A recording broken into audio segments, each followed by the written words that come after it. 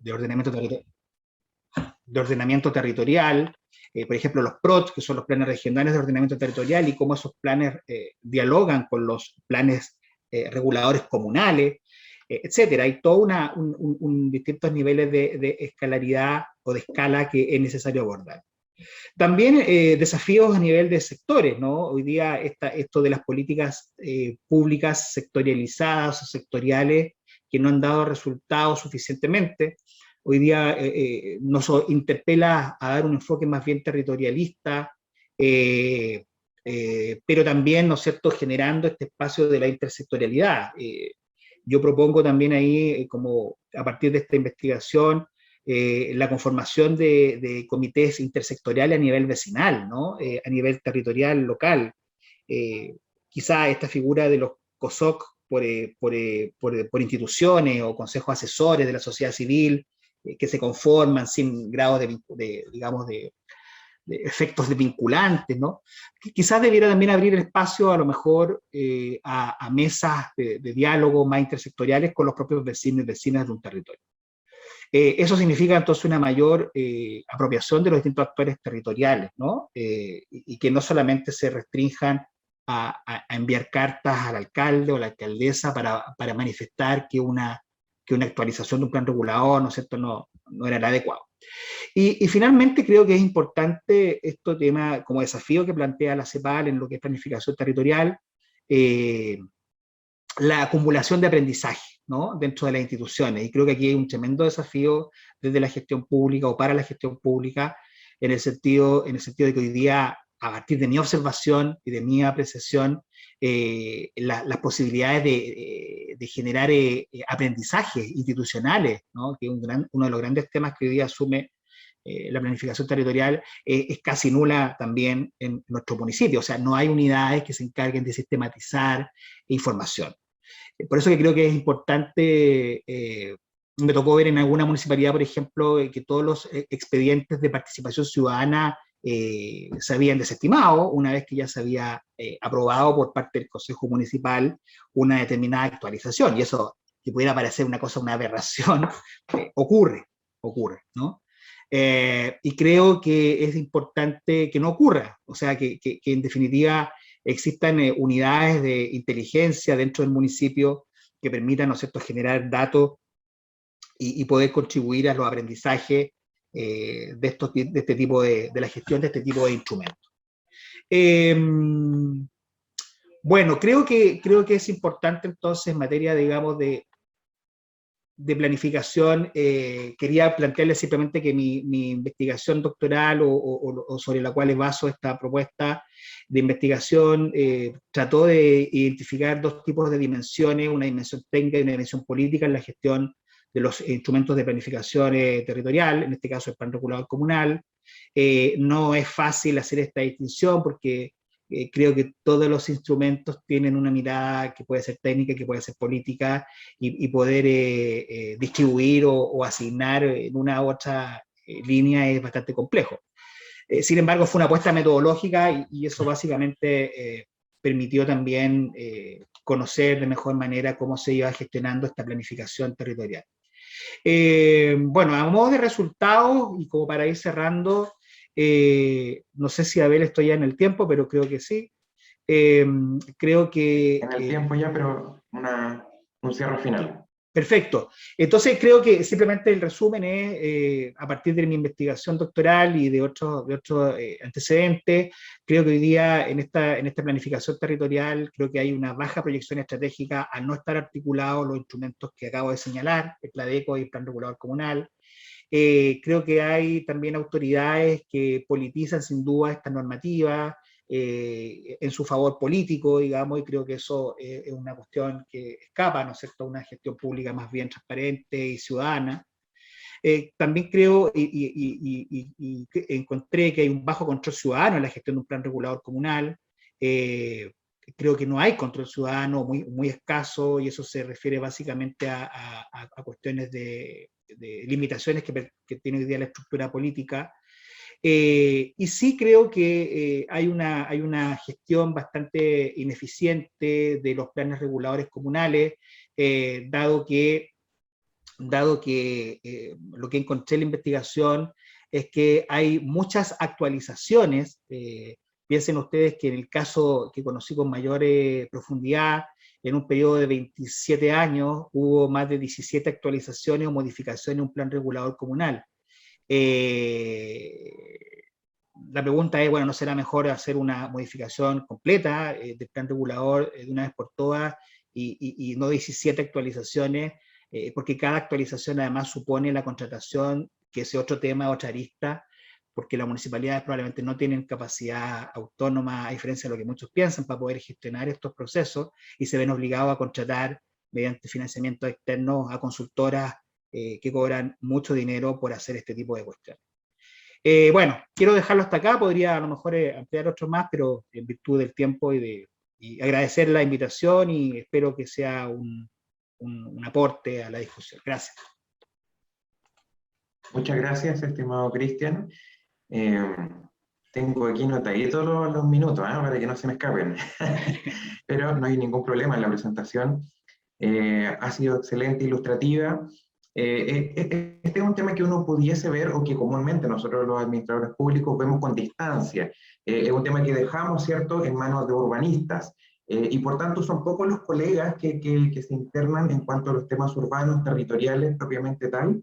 Eh, pero sin embargo, son temas que llegan tan profundos en las personas una vez que, por ejemplo, hay un conflicto, ¿cierto?, a nivel urbano entre una gran empresa y una pequeña comunidad que se ha afectada medioambientalmente. ¿A qué le damos prioridad? En el uso de los suelos, cuáles son los lineamientos medioambientales que se deben cumplir también al respecto. Entonces, esto va llevando una serie de cosas que son muy prácticas. Lo que es propiamente teórico nos lleva a cuestiones muy prácticas de vivencia cotidiana de las personas y donde ciertamente cada uno de nosotros tenemos también opinión. Así es que ciertamente esto nos ayuda a ir orientando un poco más, especialmente a quienes trabajan desde las municipalidades para poder ir trabajando planes reguladores y los planes comunales también. Recuerden que está a disposición el formulario, esta vez actualizado, ¿cierto? El último link que ustedes tienen es el formulario para que puedan registrar la asistencia que tuvieron el día de hoy a esta mesa en particular. Y también recordar que pueden escribir sus preguntas por medio del chat, las cuales serán respondidas al final de las 3 presentaciones que tendremos. A continuación, invitamos a don Javier Hernández desde la Asociación de Municipalidades de Chile para que pueda presentar su exposición sobre transformación digital del Estado, perspectivas de funcionarios y funcionarias municipales en torno a su implementación. Muchas gracias, Abel. ¿Me confirma si se escucha bien, fuerte y claro? Se escucha fuerte y claro. Perfecto. Bueno, y un cordial saludo igualmente a todos y todas las asistentes a este congreso. Para mí es muy gratificante poder participar, si no me equivoco, esta es ya la tercera versión en la que he podido participar, antes también en Concepción, y en su momento igual en la Universidad Católica de Temuco.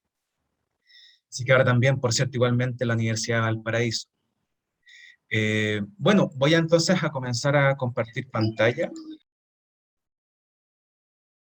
y comentarles que mi nombre es Javier Hernández y soy cientista político de profesión. También cuento con un diplomado en materia de gestión de proyectos municipales e igualmente en materia de docencia, puesto que igualmente me dedico como docente en la Universidad de los Lagos, en su sede en Santiago. Y también actualmente me desempeño como director de proyectos en la Asociación de Municipalidades de Chile. Vamos a comenzar entonces con la exposición titulada, Transformación Digital del Estado, perspectivas de funcionarios y funcionarias municipales en torno a su implementación.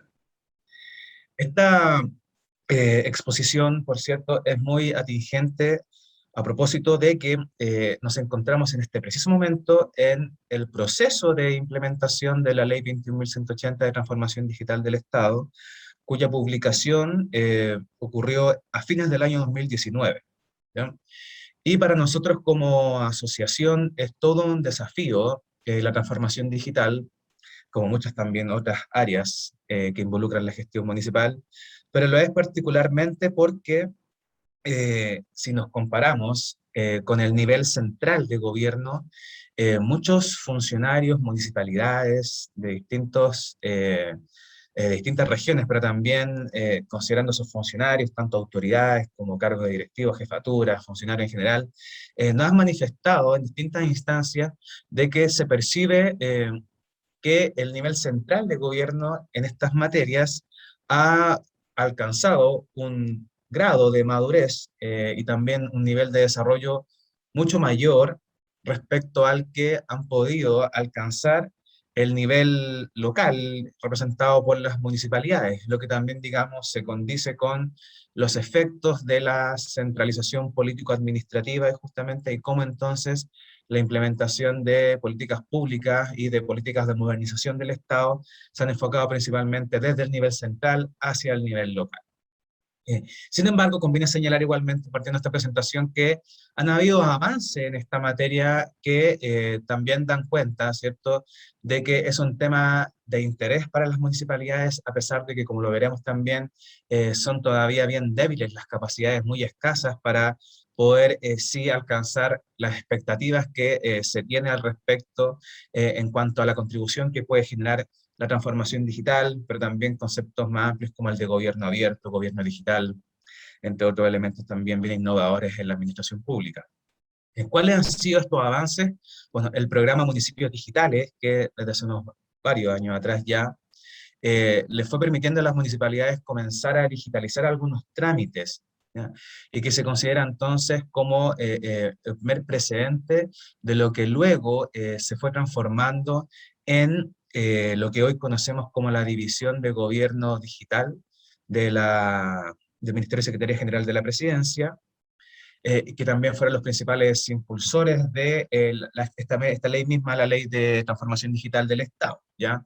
Esta división antes se denominaba Unidad de Modernización, si no me equivoco, y tenía también un nombre todavía más completo, pero que luego, en cierto, conforme también fue ganando espacio, importancia, relevancia, este tema fue entonces también transformándose. Otros avances que podríamos mencionar igualmente en esta materia son el portal de servicios municipales, el SEM, ¿ya? A cargo de Subdere, que permite, entre otras cosas, también el pago de permisos de circulación, de patente y de derechos de aseo por medios digitales. También otro avance importante ha sido una iniciativa, digamos, también reciente, pero muy importante en cuanto a su impacto, que es conocida como DOM Digital, y que, como bien se puede inferir en su nombre, viene entonces a digitalizar distintos trámites en las direcciones de obras municipales, que por cierto también se señala desde las mismas municipalidades, son un área crítica por cuanto a la cantidad de tramitaciones que se exigen y también los plazos que también no son los deseables. Y justamente al tramitarse por vías digitales se espera que entonces estos plazos puedan acortarse y por lo mismo también la gestión en general pueda optimizarse.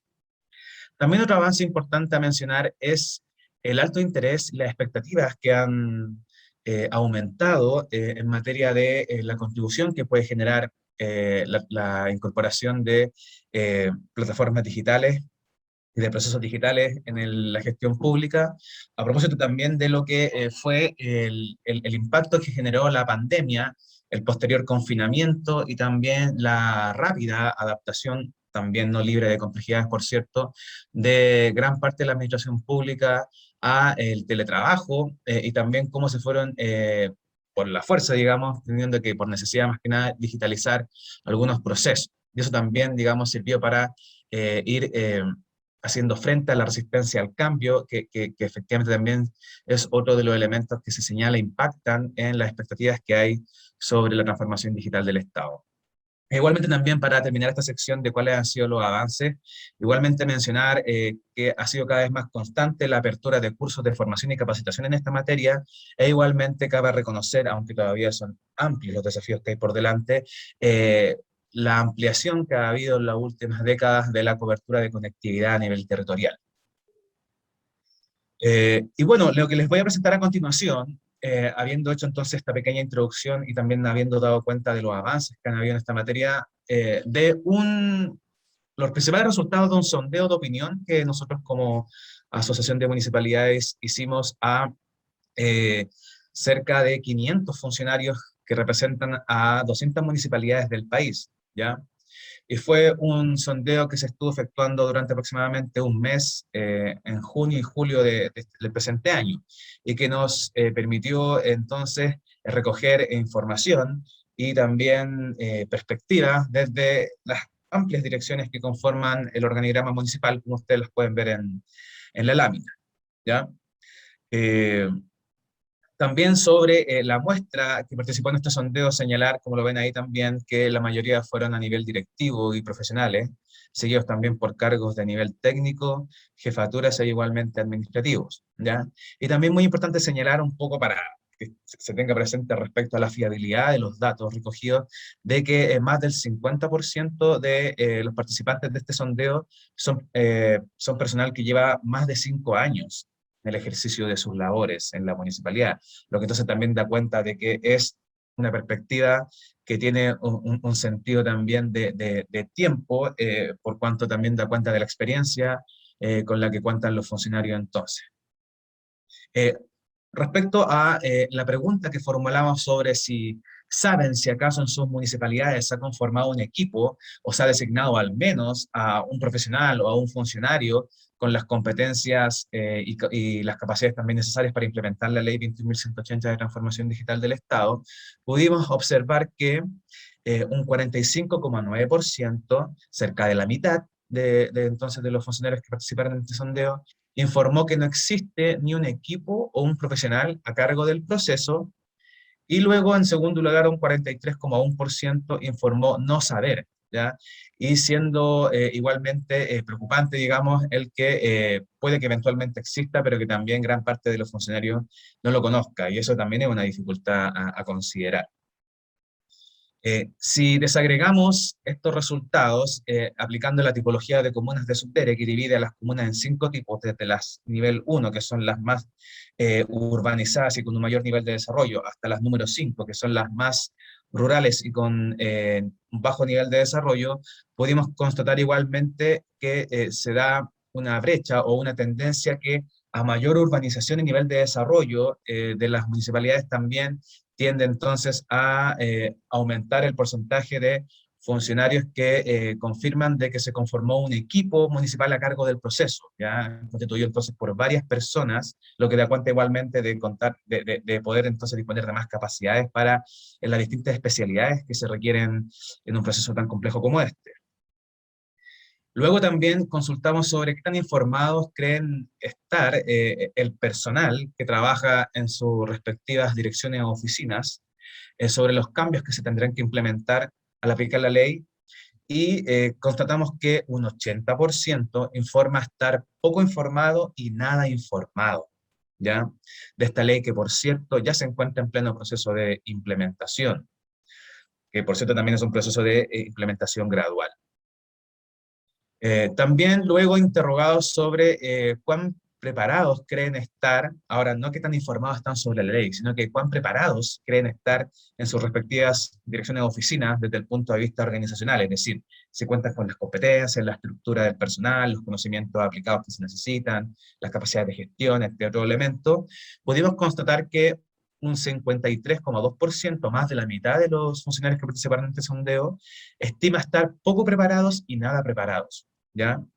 Mientras que un 42,5% tiende a estar muy preparado y preparado también, lo que entonces nos da cuenta de que, considerando la pregunta anterior, si bien la gran mayoría de los funcionarios reconoce estar desinformados sobre la ley, sin embargo, al momento de preguntarle entonces por qué tan preparados podrían estar eventualmente, ahí sí aumenta el nivel de confianza de estar efectivamente más preparados respecto de lo que se sabe en comparación sobre la ley.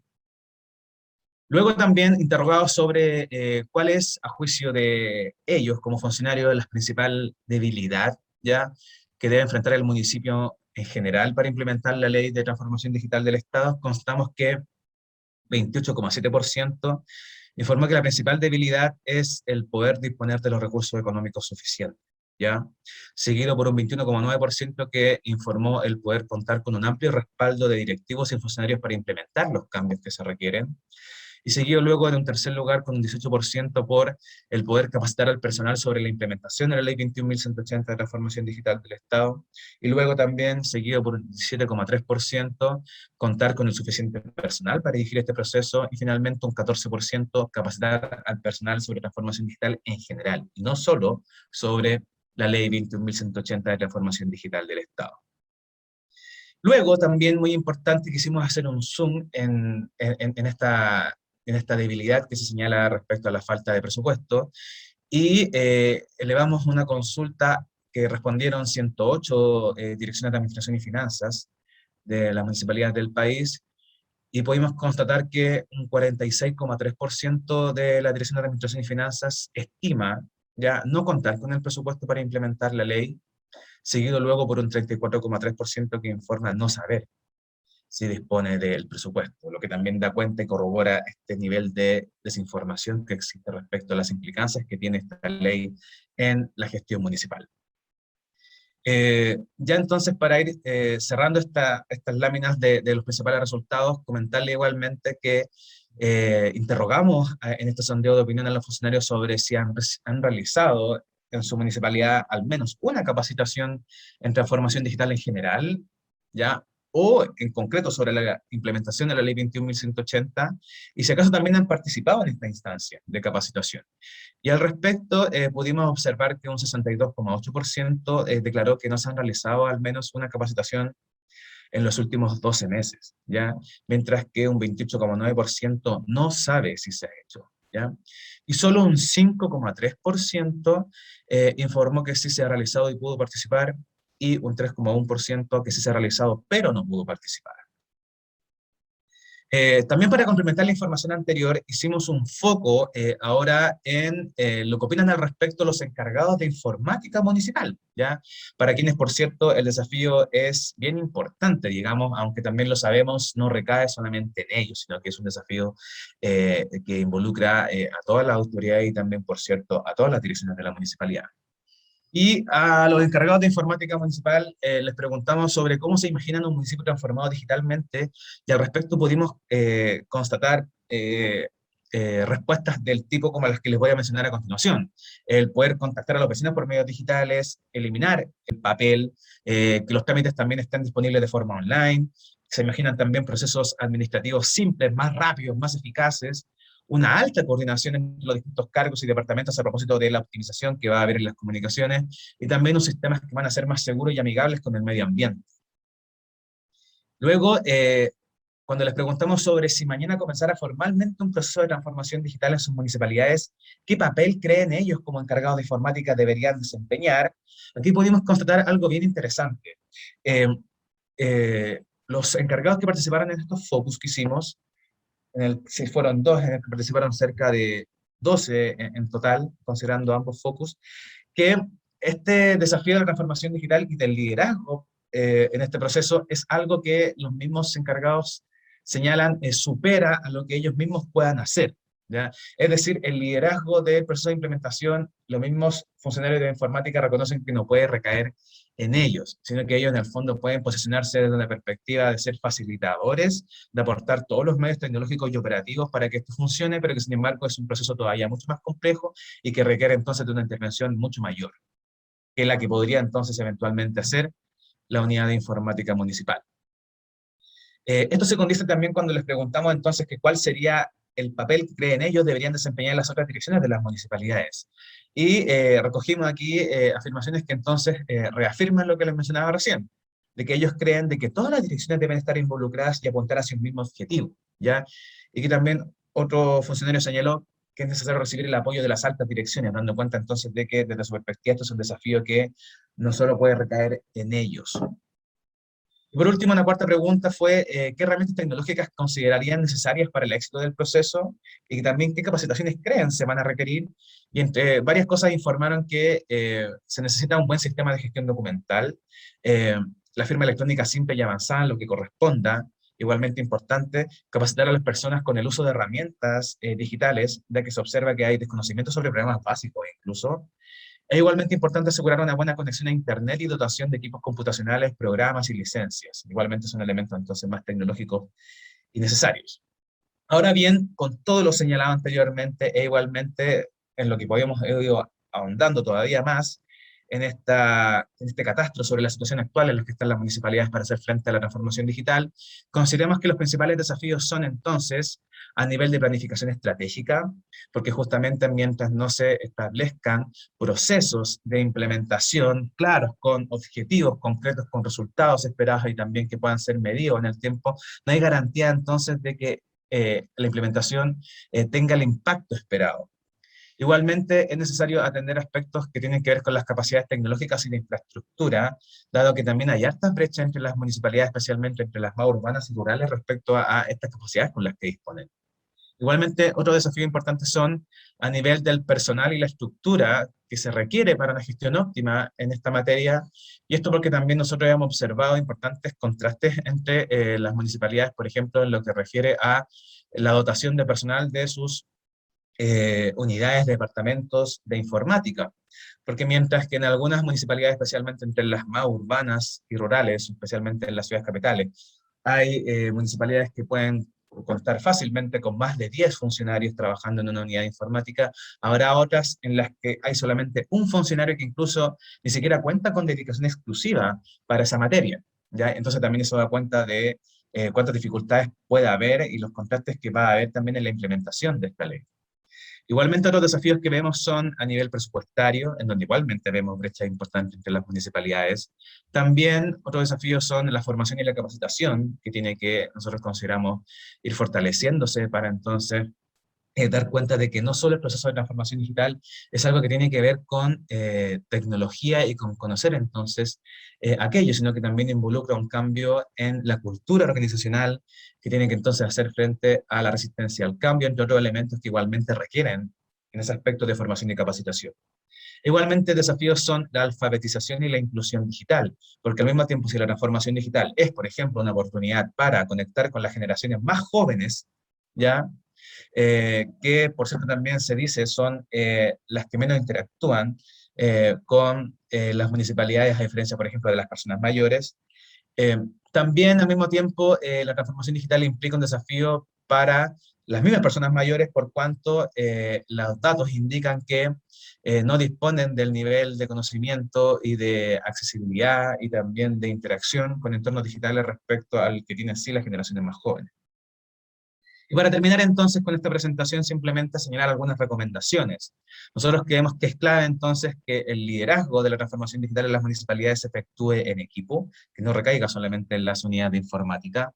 Por lo mismo, entonces, también es clave la coordinación estratégica entre las direcciones de las municipalidades. Y hablamos estratégica porque no puede estar o no puede reposar en simplemente la voluntad que tengan los directivos de unirse al respecto, sino que esta coordinación tiene que estar, digamos, también formalizada en estrategias ya que puedan luego dar cuenta de qué tanto impacto y los resultados que se consiguieron al respecto. Igualmente importante sensibilizar frente a la resistencia al cambio que hay respecto a este proceso, también por los temores asociados a las posibles pérdidas de empleo, cosa que también sabemos no es así. E igualmente también respecto a esta idea tan instalada de que mientras no haya recursos no se puede hacer absolutamente nada al respecto, lo que también sabemos no es tan así. Igualmente, recomendaciones son el que haya capacitación permanente en esta materia porque requiere actualización de manera regular.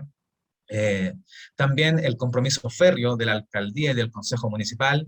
E igualmente importante la vinculación con actores estratégicos, porque la transformación digital y su implementación no es algo que recaiga ni en la unidad de informática ni en el trabajo conjunto de todas las municipalidades, sino que también va a ser necesario un trabajo que haga tributo, digamos, al concepto de gobernanza territorial y vincule entonces a las municipalidades con el sector privado, también con otros organismos con competencia en esta materia para contribuir al éxito en la implementación.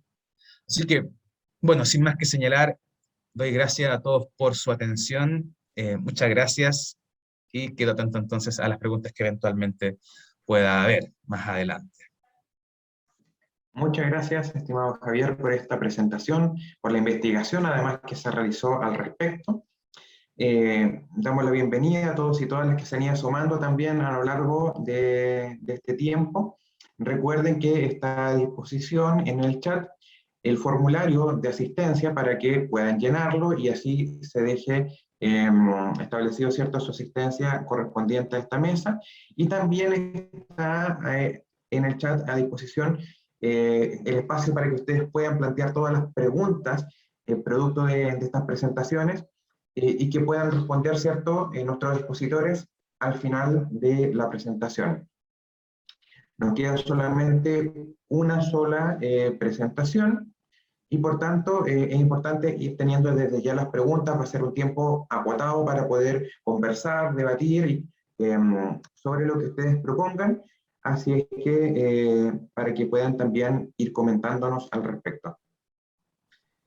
Tenemos ahora, por último, cierra la mesa de alguna manera don Valentín Valdés, de la Asociación de Municipalidades de Chile, quien nos trae el tema de evaluación del impacto en la gestión municipal de las leyes 21.073 y 21.074 de fortalecimiento a la regionalización del país. Muchas gracias, Abel. Bueno, mi nombre, como ya saben, es Valentín Valdés, soy cientista político de profesión. Actualmente me encuentro trabajando en la Asociación de Municipalidades de Chile a cargo del área de estudio. Así que voy a presentar este tema de la evaluación del impacto en la gestión municipal de la ley 21.073 y 21.074 de fortalecimiento de la regionalización del país, vinculado a un estudio que desarrollamos en la asociación.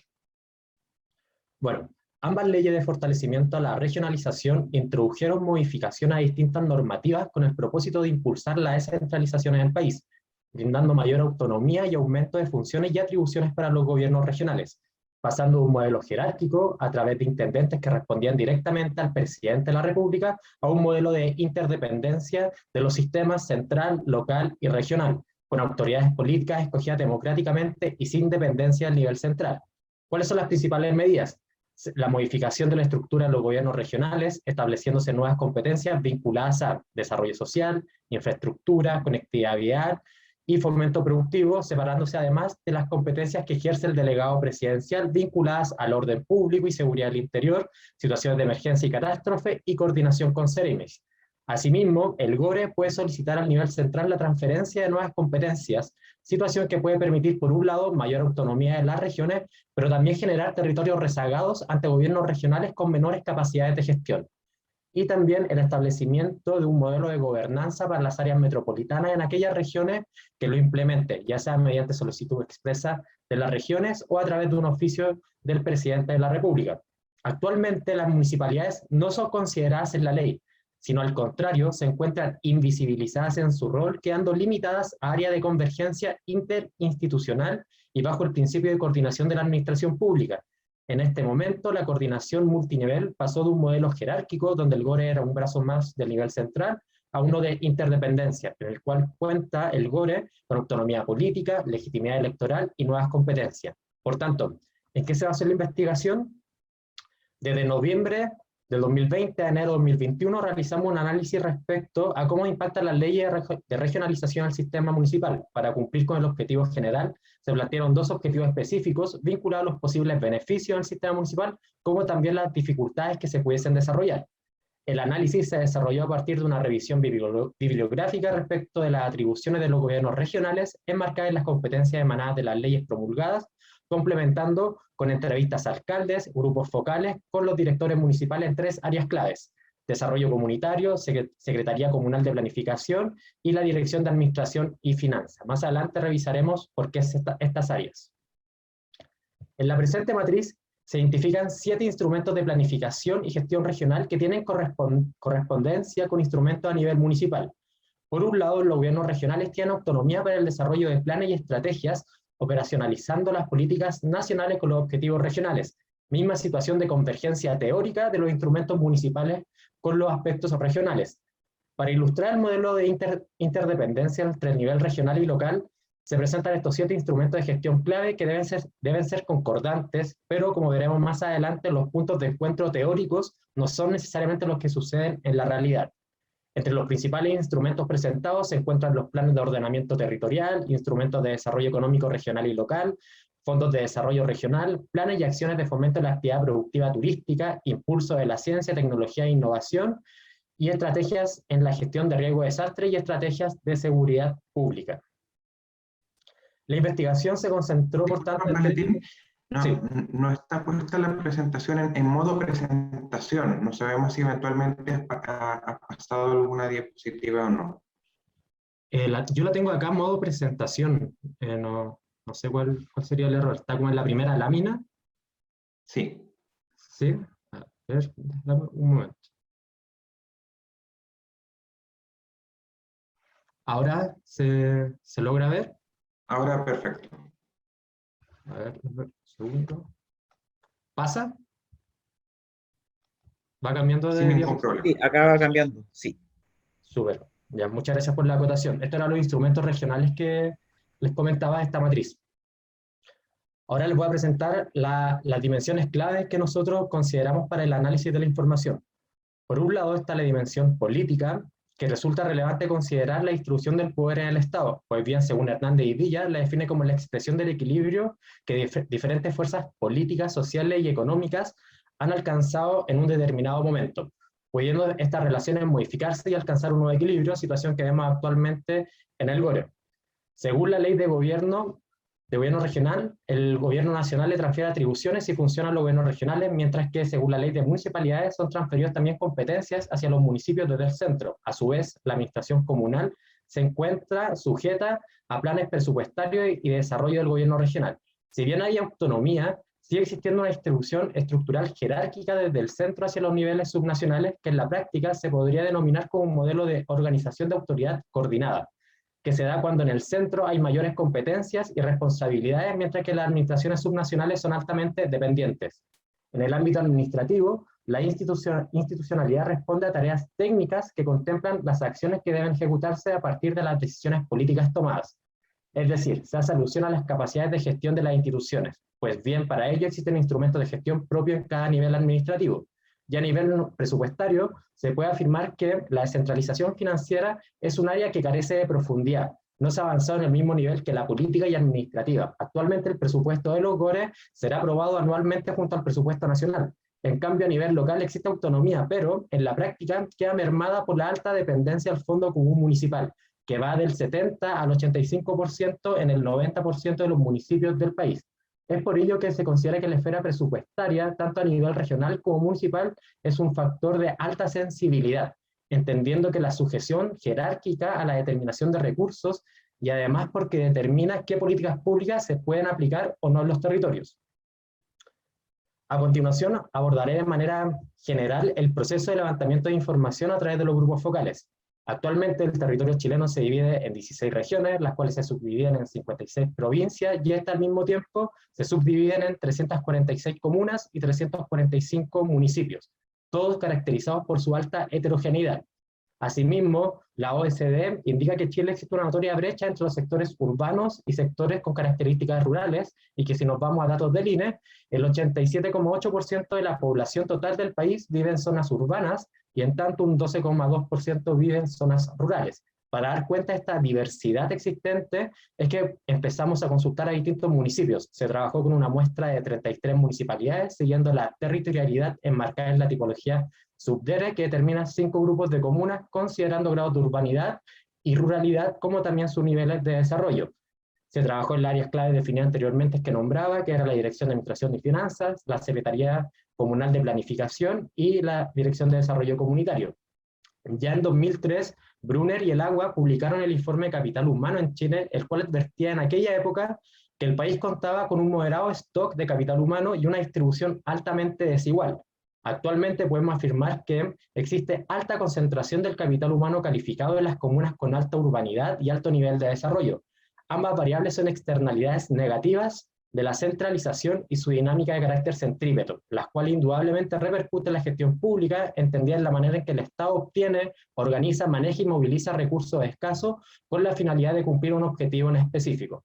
Por ejemplo, si comparamos al gobierno central con los gobiernos subnacionales, se aprecia un desequilibrio estructural. En las municipalidades la profesionalización bordea el 31%, mientras que el gobierno central del 44%. Pasaré a analizar a modo genérico las dimensiones nombradas anteriormente. Cuando hablamos de la dimensión política, ¿qué fue lo que nos comentaron los municipios? que pueden existir conflictos políticos debido a la competencia dual que suscitan las facultades que mantiene el delegado presidencial y el gobernador regional para abordar temáticas de fiscalización y coordinación entre seremis. Resulta relevante apelar a la voluntad política de los actores regionales para cortar las brechas existentes en materia de capital humano y económico que impacten la calidad de gestión de los territorios locales, y también que no hay espacios de coordinación institucionalizados. Y por tanto pueden aparecer nuevas dinámicas que pueden ser de coordinación, cooperación, conflicto o bloqueo entre los niveles subnacionales, los cuales pueden reemplazar o fortalecer prácticas ya existentes actualmente a nivel regional. En el ámbito administrativo, hoy en día existe una baja dotación de personal en los gobiernos regionales, aproximadamente 2.058 personas a nivel nacional, muy por debajo de los 110.000 funcionarios municipales. Aún los gobiernos regionales presentan baja dotación de profesionales que coincide con los municipios y representa una brecha respecto al nivel central como las seremis en las regiones. Además, en los municipios se replica la idea anterior, pues no todos manejan una dotación suficiente de profesionales que impulsen programas y proyectos de manera eficiente para acceder a los recursos del gobierno regional o hacer calzar los instrumentos de gestión. Por ejemplo, abril del 2021, solo un 35,4% de los PLADECO a nivel nacional estaba vigente, un 44% no estaba vigente, un 17,7% de esa fecha estaba en proceso de actualización y un 2,3% no existía ningún tipo de información. Situación que se agudiza con la profundización de la regionalización, dejando entrever esta realidad heterogénea que viven los municipios y se acrecentan las brechas en materia de capital humano y económico, pues se estima que los gobernadores privilegiarán aquellas comunas que ejecuten de mejor manera sus proyectos tanto en diseño como en implementación, afectando a los municipios pequeños y con menor desarrollo.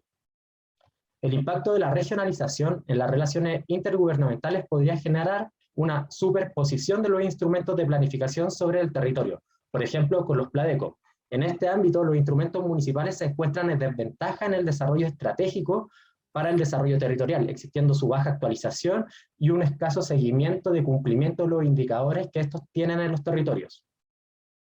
Al abordar la dimensión fiscal, podemos afirmar que el delegado presidencial regional coordinará los servicios públicos que representan entre el 80 y el 85% en promedio de la inversión pública de cada región.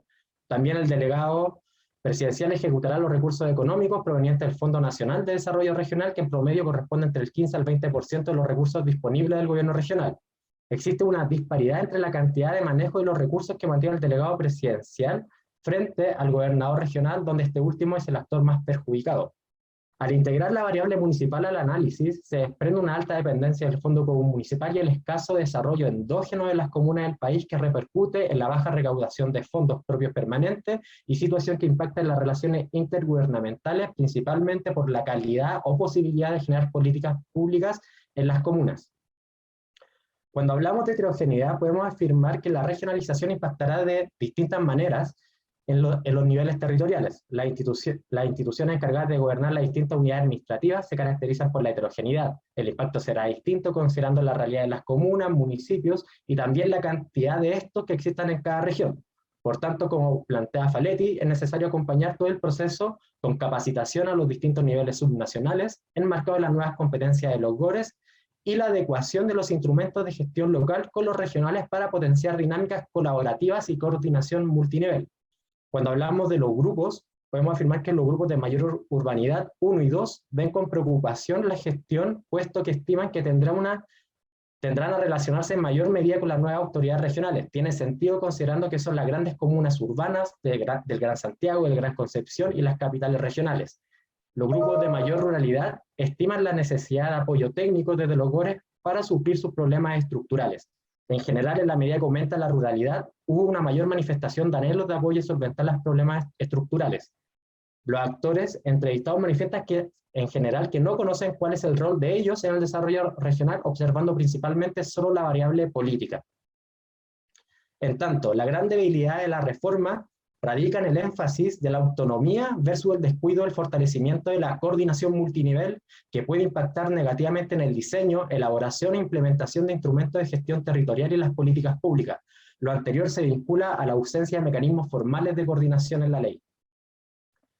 Las oportunidades emanadas respecto al proceso de regionalización, indudablemente de dotar de una mirada local los diagnósticos del Estado, situación que permita mayor eficiencia en el diagnóstico para la elaboración de políticas públicas e inversión regional. La participación ciudadana a través de los COSOP comunales y regionales son una oportunidad de canalizar demandas y posicionar temas en la agenda pública regional que incluso podría ser facilitador a la hora de la toma de decisiones cuando se da una dinámica de bloqueo entre actores en la región, siendo un posible actor dirimente, pensando en plebiscitos. Finalmente, que los gobiernos regionales logren potenciar junto a los municipios la actualización y o creación de instrumentos de gestión local, coincidiendo con los lineamientos estratégicos de la región, es decir, que los GORES sean articuladores para el desarrollo de la región a través de la cooperación multinivel. ¿Qué es lo que hemos observado en la actualidad? Que en distintas partes a nivel nacional, como puede ser el gobernador de Valparaíso, como también la gobernación en la Araucanía, han tomado posiciones proactivas. Por un lado, en ser partícipe del GORE en las mesas ambientales para tomar decisiones que en un principio no estaban contempladas en el tema de la Araucanía vinculado a los temas de seguridad y también en el norte vinculado a los temas de migración. Por tanto, lo que observamos actualmente es que los GORE están buscando dinámicas, por un lado, de coordinación a nivel local y también colaborativas, y que están generando un posicionamiento de conflicto y de bloqueo, pero a nivel central y con los delegados. Por tanto, también es una oportunidad de mejora para coordinar con los municipios y mejorar las políticas públicas que se puedan desarrollar en este proceso de regionalización y potenciar la descentralización a nivel nacional. Muchas gracias. Muchas gracias, Valentín. Justo en el tiempo, preciso. Estamos, recuerden, recibiendo todas las preguntas e inquietudes que ustedes tengan para realizarla a los expositores. Hasta el momento solamente tenemos una, así que partiremos por esa. Sin embargo, también la idea es poder compartir e ir conversando sobre ciertas temáticas con nuestros tres expositores. Tenemos hasta las 11:30 para tratar aquellos temas, pero partamos con la pregunta que está pendiente. Esta va dirigida hacia Cristian Quinteros, y la pregunta es: mirando hacia el futuro, ¿qué sugerencias tienen ustedes para vincular el PLADECO con el Plan Regulador Comunal? ¿Por qué no se ha hecho hasta el momento?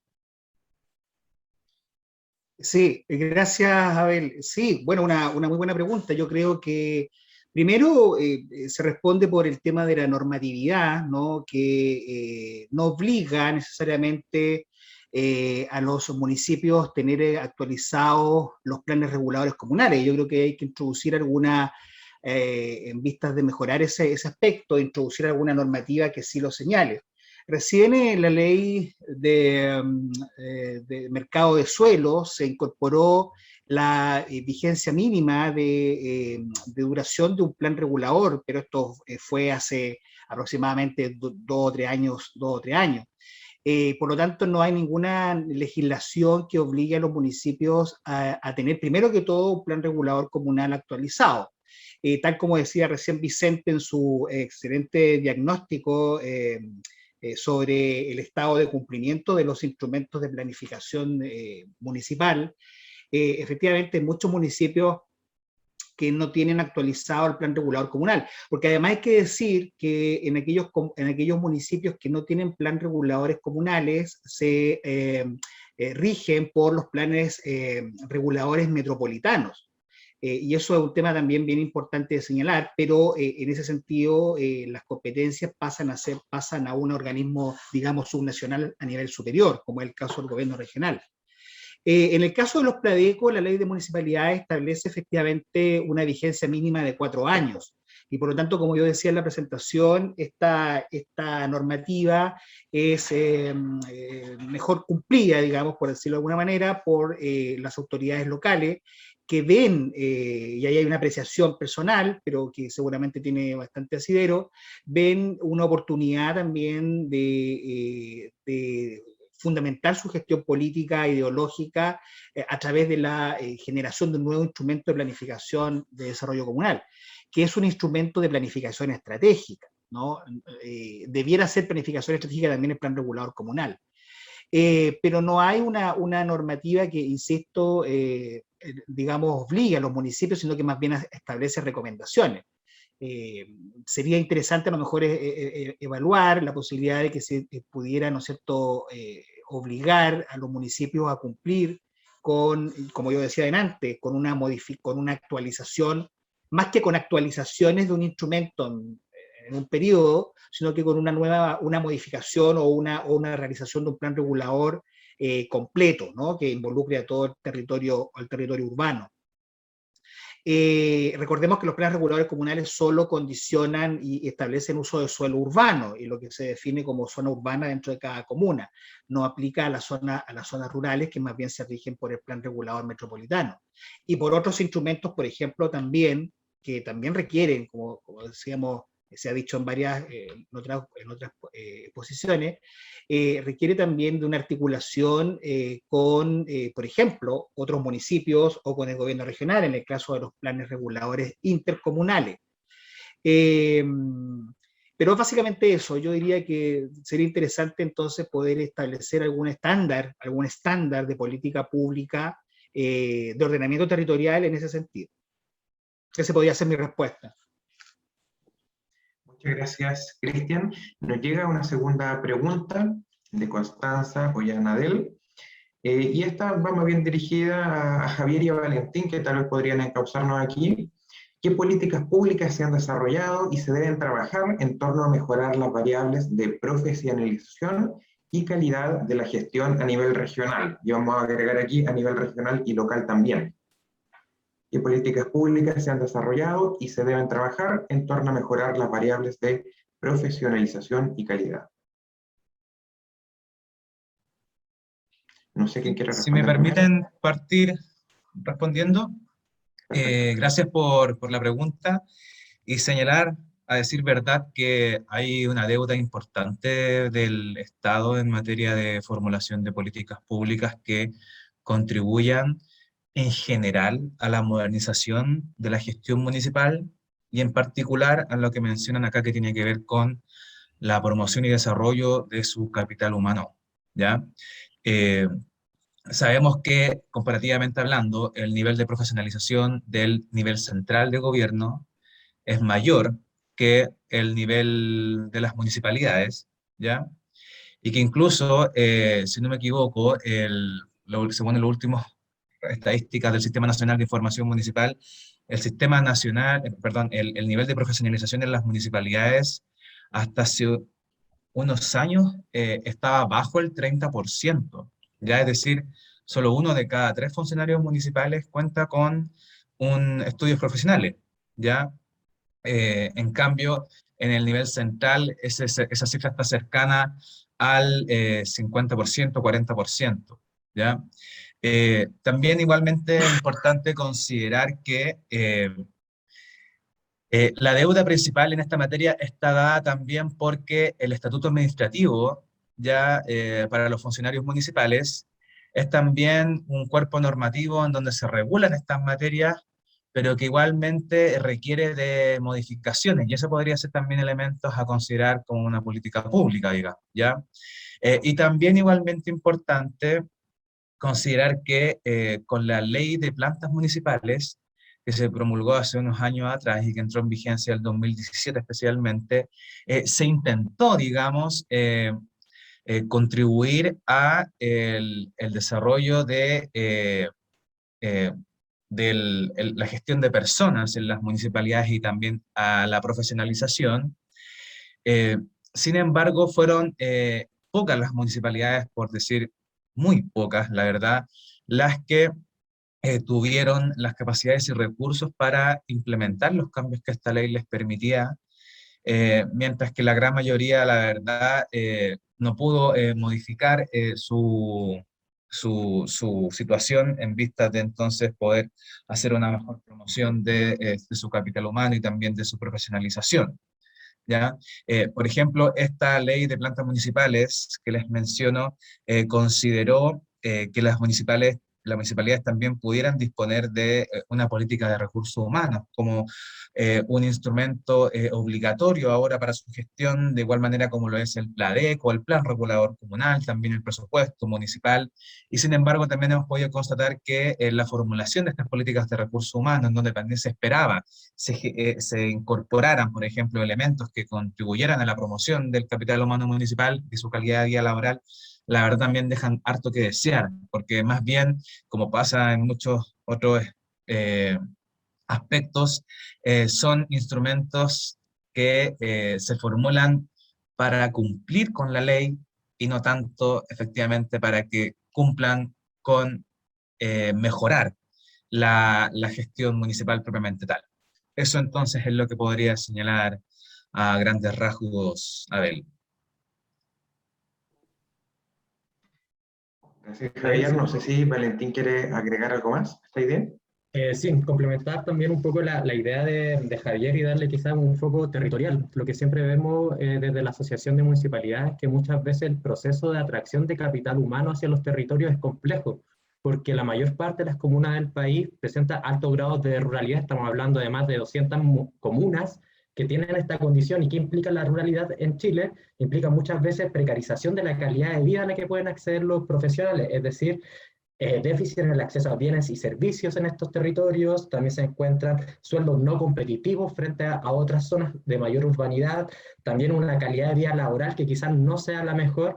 Por tanto, el tema de la atracción y retención de capital humano también pasa mucho por el desarrollo de los territorios. Y en esa misma línea, aportar con un dato concreto, cerca del 59% de los funcionarios municipales son honorarios. Entonces también hay una precarización laboral que afecta a la hora de atracción del capital humano a este nivel subnacional. Por tanto, evidentemente una persona va a buscar estabilidad, va a buscar acceso a bienes y servicios y va a buscar desarrollarse profesionalmente. Y actualmente la centralización y esta dinámica que sucede en el país no lo permite. Por tanto, es un desafío de abordar el desarrollo territorial no solo pensando en las instituciones, sino también pensando en los accesos a bienes y servicios de los territorios.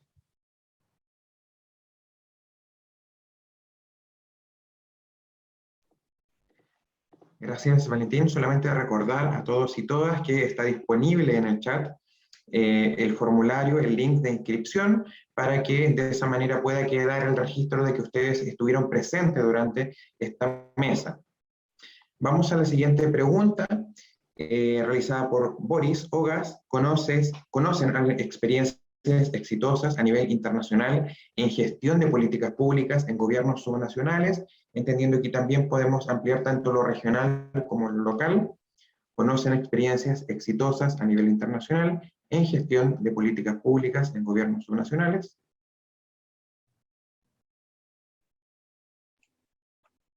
Sí, quizás, Abel, sí, bueno, hay, sobre todo en materia de gestión, habría que diferenciar en qué áreas, ¿no? De la gestión pública municipal.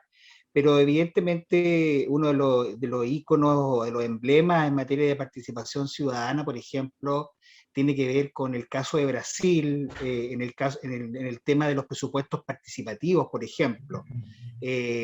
Propuestos participativos que tienen una incidencia vinculante con las decisiones que adoptan los municipios en Brasil.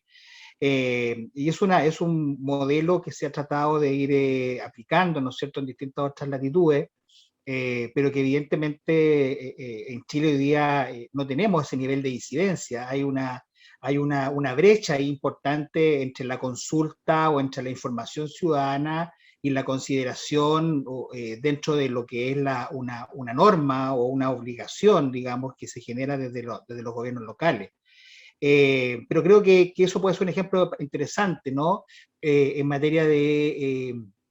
y en Chile también hay instancias de participación, yo diría, interesantes.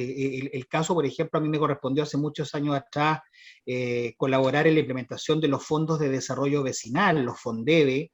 Estoy hablando del año 2000, 2001 aproximadamente, en algún municipio del país, y que si bien es un fondo que tiene la excusa de aportar al desarrollo de programas de obras menores, de infraestructura vial o comunitaria, en fin, tiene la intención también de incorporar a la ciudadanía local en las decisiones del diseño de su espacio. Que es distinta a la figura de la subvención municipal, que es una entrega, digamos, que hace de dinero, de financiamiento que entrega el municipio a previa presentación de proyectos a organizaciones sociales. El FONDEVE supone, ¿no es cierto?, y ahí a lo mejor los colegas o Javier o Valentín pueden entregar más antecedentes en eso, ya que tiene una mirada más actualizada, con datos más concretos, pero creo que también ha sido una experiencia interesante.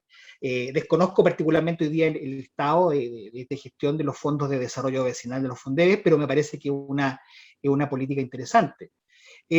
Los consejos, por otro lado, para terminar, los consejos de la sociedad civil, que instalan la ley 20.500, ¿no es cierto?, en el año 2011, también es un mecanismo interesante, digamos, que busca involucrar a los ciudadanos y ciudadanas en la gestión, pero tiene una lógica bastante, y ayer lo conversaba en otro panel, una lógica muy sectorialista, ¿no?, muy temática, y probablemente habría que abrir espacio en esta lógica de la intersectorialidad, o de la mirada más bien integral del territorio o de los territorios, también involucrar, ¿no es cierto?, estas miradas intersectoriales dentro de las propias comunidades, ¿no? Las personas no vivimos solamente en el área de educación o no vivimos solamente en el área de la salud, vivimos, digamos, nuestra experiencia vital es una suma y una integración de aspectos, de dimensiones de la vida, digamos, ¿no? Entonces, creo que parcelar de esa manera a lo mejor debiera revisarse, ¿no? Pero hay sin duda esfuerzo, lo mismo, la experiencia, digamos, que señalaba también el colega sobre la ley de fortalecimiento de la regionalización y la ley de elección de gobernadores regionales, son, digamos, políticas o normas que evidentemente van a requerir una serie de ajustes, evidentemente, pero creo que van en la dirección correcta. Evidentemente hay que resolver muchas cosas, desde ya la tensión que se genera entre la coexistencia de un delegado presidencial regional con la presencia del gobernador o gobernador regional, delegados presidenciales que se involucran en temáticas de desarrollo productivo, por ejemplo, cuando la ley, ¿no es cierto?, asigna esas funciones hoy día a los gobernadores y las gobernadoras regionales. Entonces, bueno, tiene que haber también un cambio cultural ahí bastante interesante, que debe generarse desde los propios y dirigirse y conducirse desde los propios municipios, ¿no? Sin duda que es un elemento preocupante, esto que señalaban los expositores también que comparten este panel, respecto de la atracción o de la oportunidad o de la fuerza de atracción de capital humano, ¿no?, en los territorios.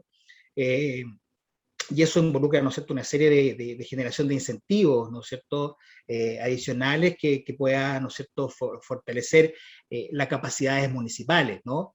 Que por lo demás, lo que uno revisa en la literatura es que los municipios cada vez reciben mayor cantidad de funciones, ¿no? Y por lo tanto, y menos presupuesto. Entonces, esa asimetría, ¿no?, evidentemente requiere de nuevos esfuerzos, ¿no? Excelente, muchas gracias, estimado Cristian.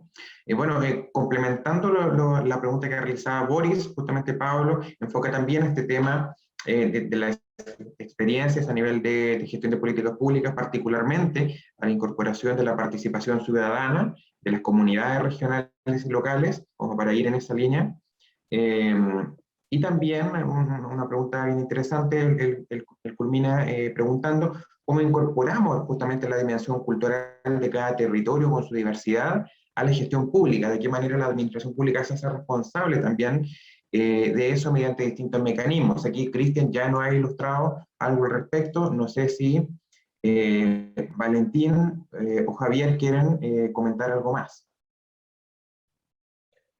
Bueno, me gustaría aportar un poco vinculado a la relevancia que tiene el tema de la participación ciudadana en este nuevo escenario de regionalización. Sabemos de que al ser el gobernador escogido por la ciudadanía que habita en el territorio, va a tener incentivos para poder fortalecerlo, movilizarlo, porque su figura política es la que se gana a través de los votos. Por tanto, en ese sentido, vemos que el tema de los COSOP puede ser relevante, pero sin embargo, no solamente viene la voluntad desde arriba, sino que hay que pensar cuáles son los incentivos hacia abajo para que las personas participen en esto.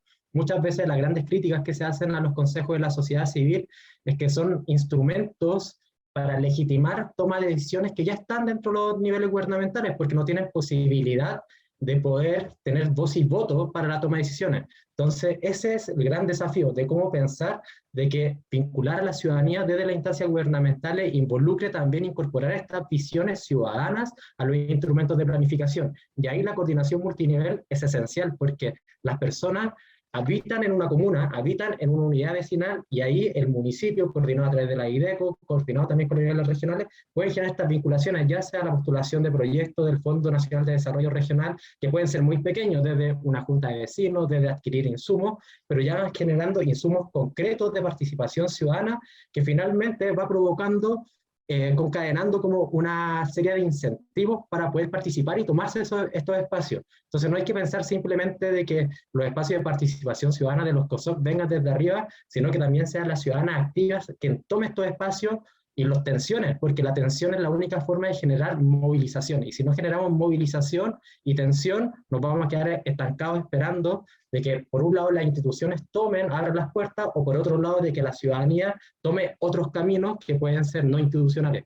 Entonces, en ese sentido, y en mi opinión personal, lo fundamental es ocupar estos espacios y potenciar, sobre todo desde los municipios, esta vinculación con los distintos niveles en la región, porque estamos en un escenario que hay muchos incentivos para que las autoridades del nivel regional empiecen a fomentar la participación, pero que esa participación sea transversal y no politizada de un sector con la calculadora en mano, por decirlo de alguna manera. Perfecto, muchas gracias por tu respuesta, Valentín. Ya estamos terminando, estamos cerrando este ciclo. Terminamos también con nuestras preguntas. No sé si Javier quiere agregar algo más al respecto. No, por el momento, Abel. Perfecto, no hay ningún problema. Bueno, hemos conversado sobre distintas temáticas. Aquí cada expositor tuvo un énfasis particular con respecto a la administración local. Y sin embargo, hoy en día justamente nos encontramos frente a un nuevo panorama, ¿cierto? Valentín trataba particularmente aquel tema. Hoy tenemos una autoridad regional electa por la ciudadanía, gobernadores y gobernadoras regionales, que de alguna manera vienen a causar un poco de dinamismo hacia el territorio. Aún no sabemos hacia qué sentido. En ese aspecto es importante, ¿cierto?, recordar que si bien la descentralización a nivel administrativo y a nivel financiero se ha mantenido con respecto a las políticas de los últimos años, lo que ha aumentado es justamente esta descentralización de carácter político, y por tanto estamos ante un escenario que es cambiante, que eventualmente dentro de los próximos años, teniendo esta figura de autoridades que ya están respaldadas por la ciudadanía a nivel regional, puedan ir canalizando ciertas inquietudes de una manera distinta. ¿Cómo se va a llevar a cabo esto, cierto? Hay distintas visiones al respecto. Lo que sí es fundamental, cierto, para nosotros, para tener en cuenta a quienes trabajamos en el Estado o somos administradores y administradoras públicas, es de qué manera se lleva a cabo esta cooperación, ¿cierto?, multinivel entre el nivel local, regional y nacional. Así es que eso sería la reflexión para ir cerrando, ¿cierto?, nuestro panel. Espero que todos ya hayan llenado su ficha de inscripción. Por aquí, por interno, Matías comenta, sí, efectivamente, ya hemos terminado al menos el ciclo de preguntas.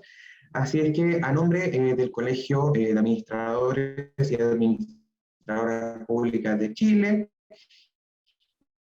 y asimismo también de la Universidad de Valparaíso, ¿cierto?, la casa que nos abre las puertas digitales, pero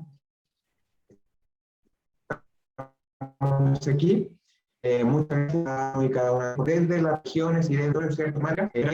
Está grabada y por lo tanto también posteriormente podrá ser presentada públicamente. Eso sería todo. Espero que puedan seguir disfrutando, ¿cierto?, de este 12º Congreso de Administración Pública. Así es que nos estamos viendo en los próximos paneles. Un saludo a todos y todas.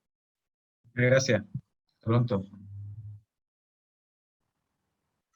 Gracias, cuídense. Muchas gracias por la participación de todos y los esperamos en los siguientes paneles.